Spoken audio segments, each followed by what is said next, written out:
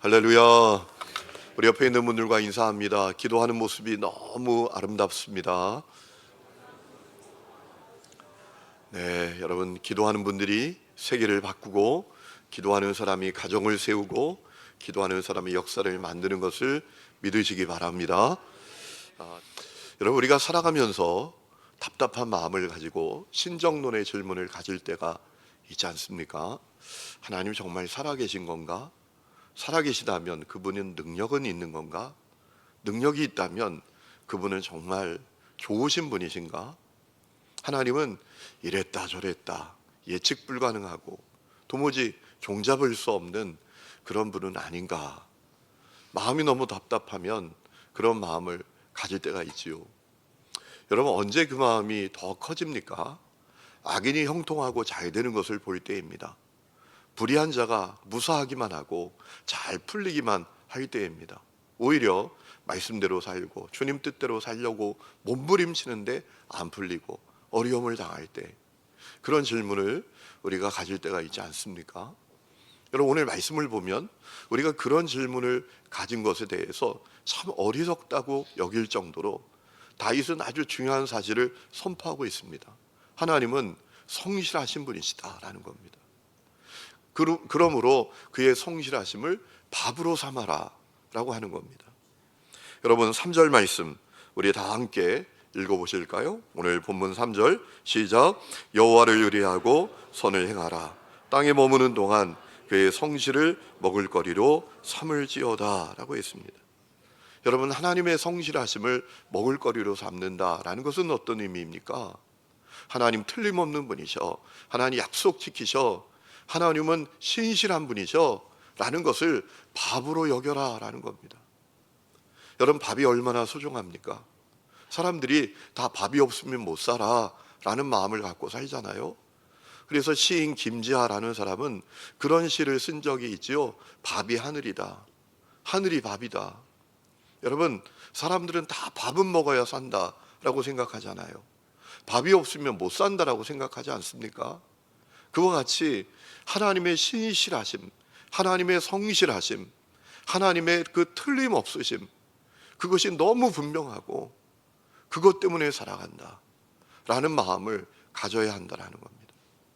오늘 4절에 여호와를, 오늘 3절에 여호와를 의뢰하고 라고 했을 때 이 의뢰하다라는 표현을 원문을 보니까 바타흐라는 단어인데 어떤 의미인가 하면 대롱대롱 매달리다라는 겁니다. 하나님을 의뢰한다라는 것은 뭔가 하면 대롱대롱 매달리는 거예요. 여러분, 우리가 어떤 사람에 대해서 너무 간절하고 너무 믿었고 너무 신뢰가 되어서 너무 의지가 되어서 그에게 대롱대롱 매달리는 수준이 있잖아요.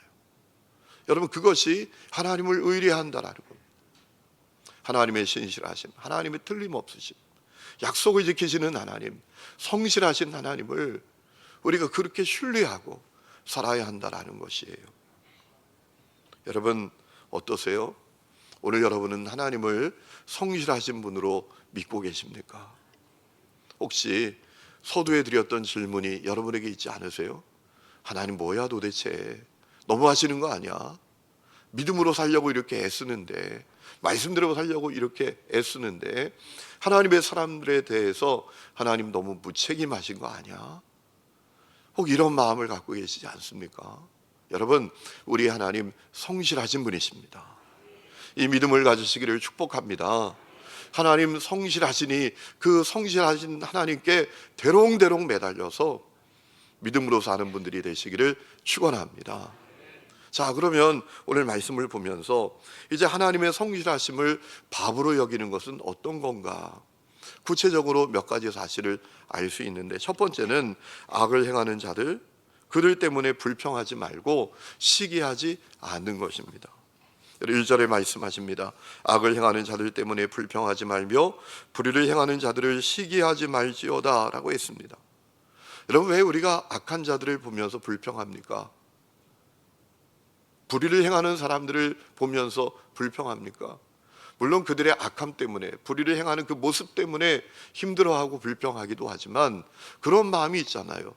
그럼에도 불구하고 잘 되니까, 나보다 앞서니까, 잘 풀리니까, 더 많은 것을 가지니까 이거 도대체 뭐야? 불평하는 마음을 갖지 않습니까?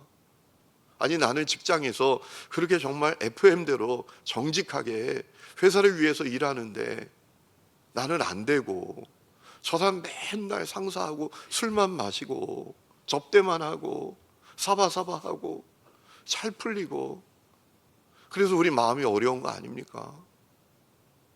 나는 교회 다니면서 없는 시간 쫓겨서 봉사하고 헌신하고 또 없는 살림 줄여서 헌금하고, 그런데 집이 없는데 저렇게 정말 거짓말만 밥 먹듯 하고 그냥 약삭 빠르게 사는 사람은 집이 두 채 세 채고, 그래도 우리가 불평하는 마음, 시기하는 마음을 갖게 되는 것 아니겠습니까?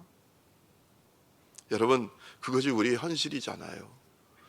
우리가 살아가는 이 사회, 정치, 경제, 교육, 그것이 오늘 우리의 현실 아니겠습니까?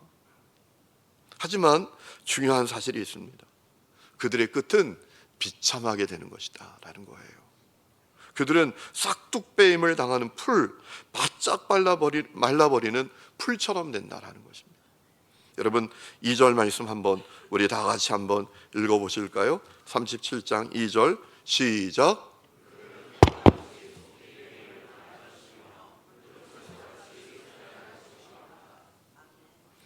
여러분, 그들은 풀과 같이 속히 배임을 당한다. 풀은 채소같이 쇠잔할 것이다. 여러분, 지금 저 들판에 가서 풀 좀 보세요. 여름에 얼마나 무성합니까? 얼마나 대단하게 올라오는 것 같아요. 그런데 지금 다 말라버렸다고요. 다 말라버려서 정말 초라하게 넘어져 있습니다. 그것이 악한 자들의 모습일 것이다 라는 겁니다. 여러분, 지난번에 많은 눈이 내렸잖아요. 제가 부악산에 가다 보니까 깜짝 놀랐습니다. 아니, 그렇게 큰 나무들이 꺾여가지고 다 쓰러져 있는 거예요. 여러분, 그래요. 우리 눈에 악한 자들 잘 되는 것 같아요. 앞서는 것 같아요. 대단한 것 같아요. 그런데 그들이 한순간에 쓰러지게 된다는 겁니다. 여러분, 오늘 우리 읽지 않았지만 35절, 36절 말씀 한번 보실까요? 35절, 36절 우리 다 같이 한번 읽어보겠습니다. 시작. 내가 악인의 큰 세력을 본즉 그 본래의 땅에 서 있는 나무잎이 무성한 것 같으나 내가 지나갈 때 그는 없어졌나니 내가 찾아도 발견하지 못하였도다 라고 했습니다. 큰 세력을 보았어요. 그런데 나중에 보니까 그 큰 세력이 흔적도 없어졌다라는 것입니다. 그러니 악을 행하는 자들 때문에 불평할 것 없다.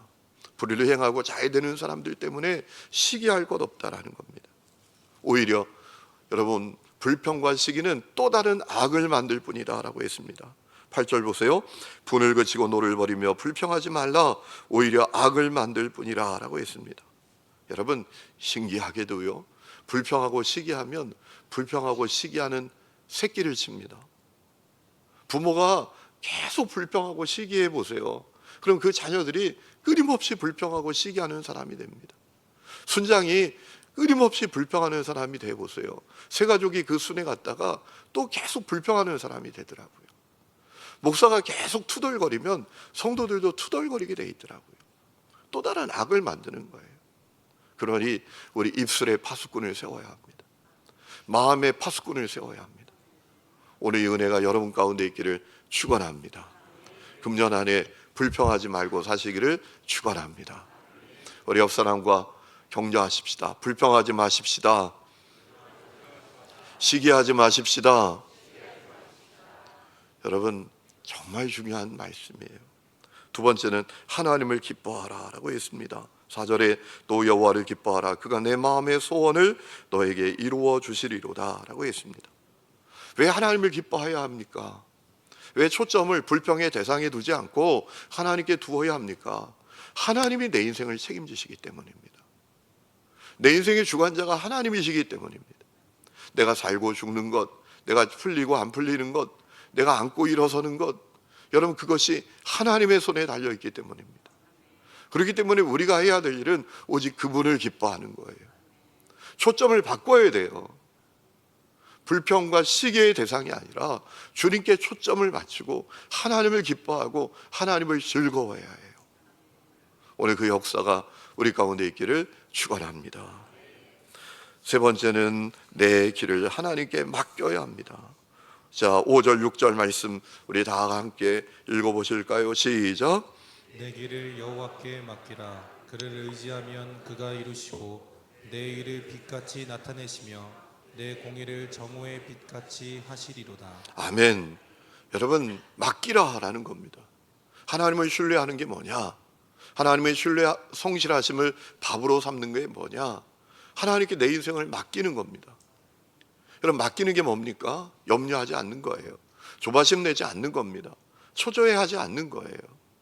때때로 내가 계획했던 대로 일이 풀리지 않아도, 상황이 꼬여가도 두려워하지 않는 겁니다. 낙심하지 않는 거예요. 그것이 맡기는 것 아니겠습니까? 여러분, 23절 24절 우리 읽지 않았지만 이렇게 말씀하십니다. 여호와께서 사람의 걸음을 정하시고 그의 길을 기뻐하시나니 그는 넘어지나 아주 엎드러지지 아니함은 여호와께서 그의 손으로 붙드심이로다 라고 했습니다. 안 풀리는 것 같죠? 꼬이는 것 같죠? 두려워하지 말라라는 겁니다. 초조해하지 말라, 조급하지 말라. 넘어지는 것 같지만 아니다라는 겁니다. 하나님께서 붙들어 주신다라는 겁니다. 여러분, 그렇기 때문에 우리가 우리의 삶을 하나님께 맡기는 데 있어서 아주 중요한 역할을 해야 될 사람들이 있습니다. 옆에 있는 사람들이에요. 가족이에요. 여러분, 내가 내 인생을 하나님께 맡기기 위해선 내 가족의 역할이 대단히 중요합니다. 여러분, 성경 속에, 기독교 역사 속에 수많은 위대한 믿음의 사람들이 있습니다. 하나님께 쓰임받았던 존귀한 사람들이 있습니다. 여러분, 저는 가끔 그런 생각을 해봅니다. 여러분, 그들의 인생에 많은 굴곡이 있잖아요. 항상 그들이 잘 됐습니까? 항상 잘 풀렸습니까? 항상 그들이 흔들리지 않았습니까? 아니죠. 많은 고비가 있고 어려움이 있었잖아요. 그때 그 옆에 있는 사람들, 가족들은 어떤 마음이었을까? 초조했겠죠. 불안했겠죠. 두려웠겠죠. 때로는 믿었지 않았겠죠. 그런데 여러분, 그때 그 옆에 있는 사람이 어떻게 반응하는가에 따라서 역사가 달라졌다라는 겁니다. 그 대표적인 인물이 아브라함 아닙니까? 하나님께서 아브라함에게 75세 때 약속을 주셨어요. 내가 너로 말미암아 복의 근원된다. 땅의 모든 족속이 너로 말미암아 복을 받는다. 그런데 시간이 지나도 하나님이 아들 하나 안 주세요. 얼마나 답답합니까? 얼마나 참 황당한 거예요. 여러분, 그때 이 사라가 엉뚱한 일을 해요. 자기 남편에게 뭐라 말합니까? 차라리 이 하갈과 결혼해라.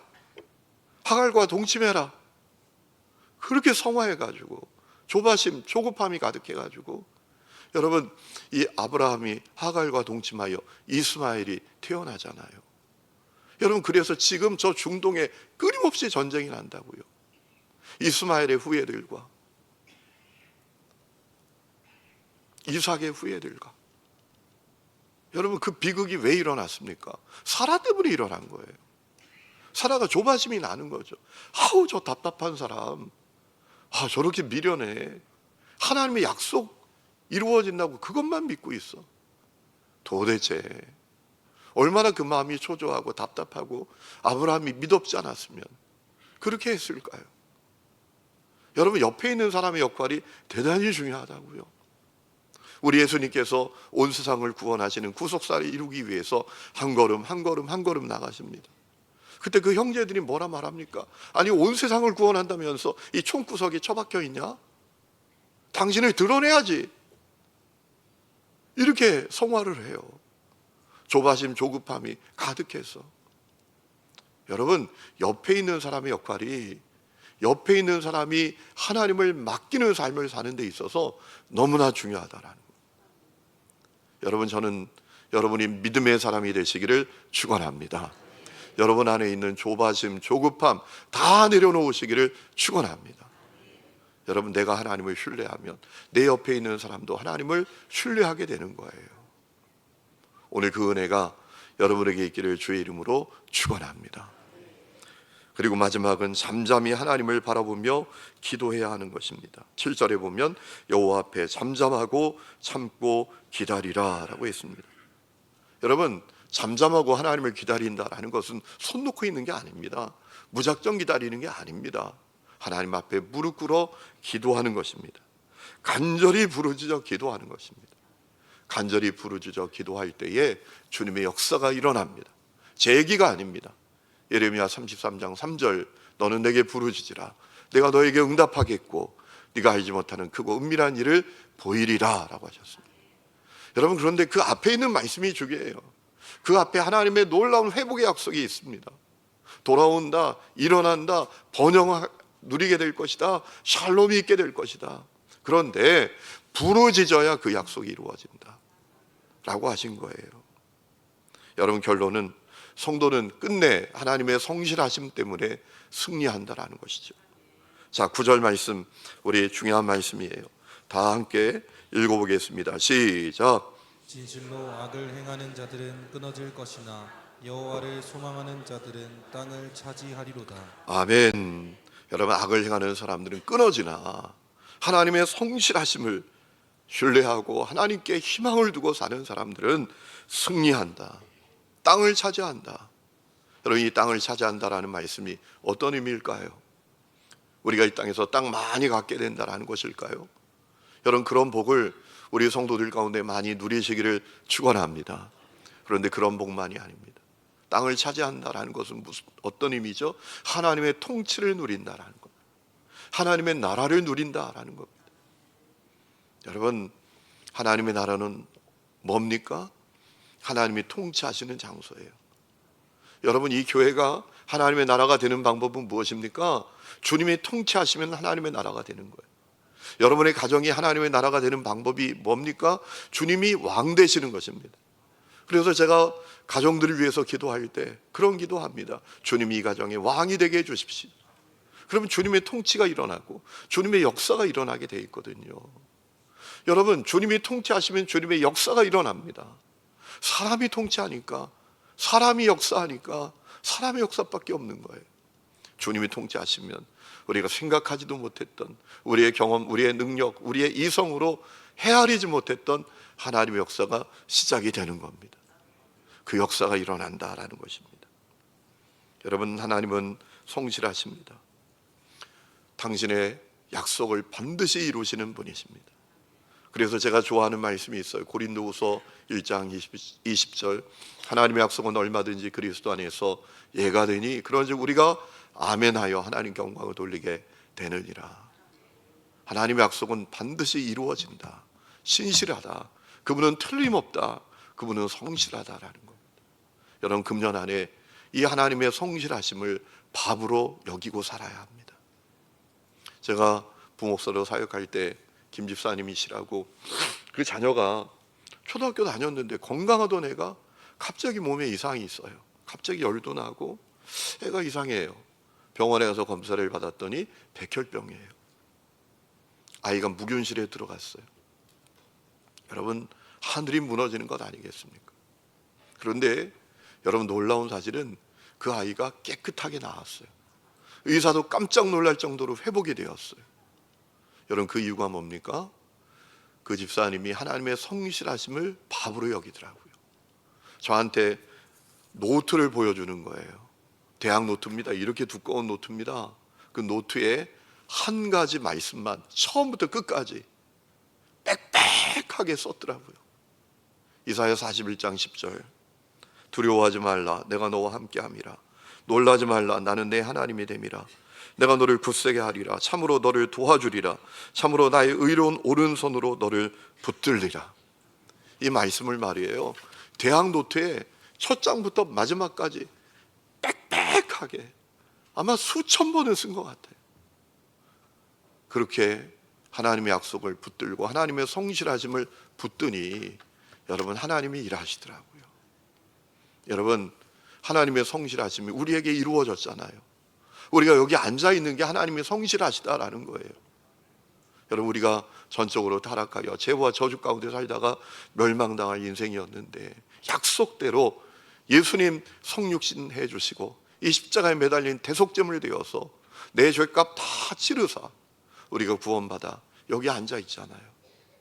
하나님의 성실하시다라는 확실한 증거는 사실은 납니다. 나. 그저 여러분이 문화적인 종교인, 가문의 종교인이 아니라 여러분이 예수님을 나의 주, 나의 그리스도로 믿는 사람이라면 여러분이 하나님의 성실하심을 드러내는 확실한 증거입니다. 여러분, 하나님은 성실하세요. 금년에도 다른 것 매달리지 말고 하나님의 성실하심을 신뢰하고 하나님께 대롱대롱 매달려서 승리하는 한 해가 되시기를 주의 이름으로 축원합니다.